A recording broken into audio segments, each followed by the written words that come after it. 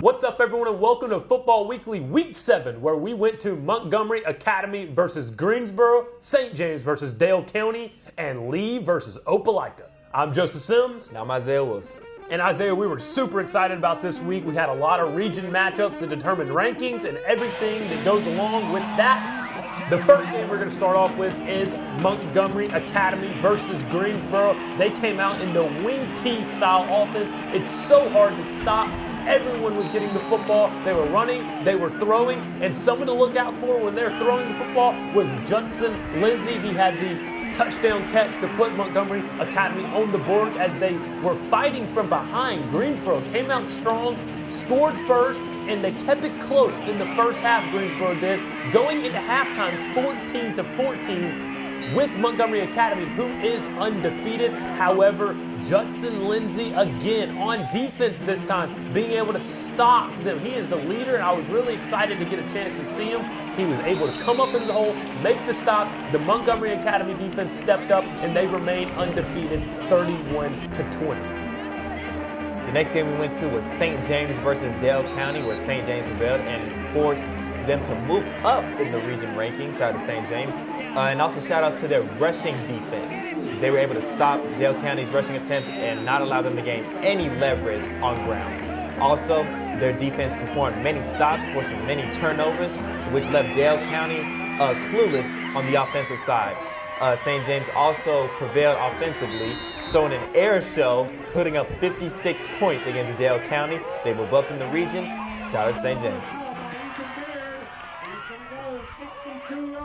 Yeah, that's right. MA and St. James get the big region wins. And another region matchup. This one is huge. Lee versus Opelika. Now, Lee last year was a 7A team, and this year they moved down to 6A. Still in Region 2, but in 6A, they no longer play Auburn. The big matchup is Opelika on that Saturday, this Saturday actually today, in the rain, and they lost 19-0. Yeah, they got wet and wild out there. Coach Hudson, a couple weeks ago, when they played Lanier, told us that, you know, in the key matchup they had over there in a 21-0 victory against the Poets, that they did practice this thing called the wet ball drill. Yep. It seemed like they didn't practice that at all this week. Yeah, the receivers were dropping passes. On the first drive, there were two different types of fumbles. And then on top of that, Reggie Davis couldn't get going on the ground. Yeah, Reggie Davis, it seemed like Opelika had a plan, had his card. He couldn't get any rushing touchdowns, barely got any gains over 5 yards, had to play quarterback for a few snaps. He even fumbled. Yeah, he even fumbled. And it seems like, you know, when they're out there, one thing that helps is wearing gloves. None of the lead receivers were wearing gloves. You know, you can't do it all, you know, trying to show all and show how you say, you know, I want to be this elite type of receiver. I can do it without gloves. We got to learn how to catch the ball with gloves. And first, you got to learn how to catch the ball in general. They weren't able to do that. Multiple drop passes, multiple fumbles, multiple mishaps. It just wasn't going Lee's way. And then on top of that, the defense could not find an answer for that Opelika offense. They aired it out on their second drive for the first score, and then they were able to run the ball the rest of the game. They had a big touchdown right before half, and then in the third quarter, they extended their lead with another touchdown pass from the 1 yard line. And now we got to break it down here for what just happened in Region 2 for the 6A playoff run and then state championship eventually.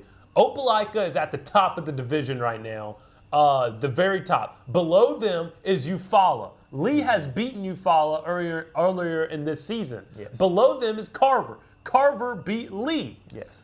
Park Crossing is next. Lee plays Park Crossing next week. So in the end, Lee has a chance to beat 2 of the top 4 in the region. Yes. They've lost to 2. So they have a chance to move up 2 spots. They got to beat Park Crossing, and they need Eufaula to lose another game. And then eventually they could be in that number 3 spot. We're not sure yet if that's going to give them playoff home field advantage, but there is a possibility. There's a possibility. We will be keeping an eye on those games in particular.